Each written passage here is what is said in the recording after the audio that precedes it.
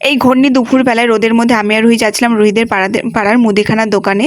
আর এইদিকে দেখো রুহিদের বাড়ি থেকে কিন্তু বাজারটা বেশ কাছেই, তো এখানে সবই পাওয়া যায়, সবজি বাজার, মাছ বাজার, সব কিছুই। তো আমাদের সব কিছু নেওয়া কমপ্লিট, তো চলাপথে যাওয়া যাক। আর দেখছো আমার গাড়িটা পুরো রোদের মধ্যে রয়েছে, আর দিদি বাড়িতে রয়েছে, খাওয়া দাওয়া তো আজকে চলতেই থাকবে। তো দুপুরবেলায় সবাই মিলে এসে খেয়ে নিলাম তরমুজ। আনফর্চুনেটলি তরমুজটা খুব একটা ভালো ছিল না। এখানে আমার রুহির মারপিট চলছিল, তারপর মারপিট করার পর আবার মিল হয়ে আমরা দুজন মিলে খেলা করছিলাম।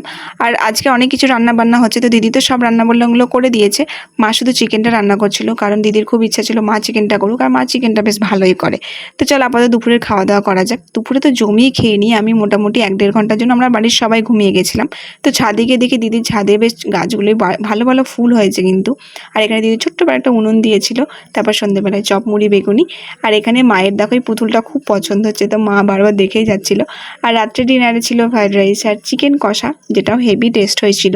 তো আজকে দিদিবাড়িতে খুব মজা করলাম, বেশ খাওয়া দাওয়া হলো। দেখা হচ্ছে next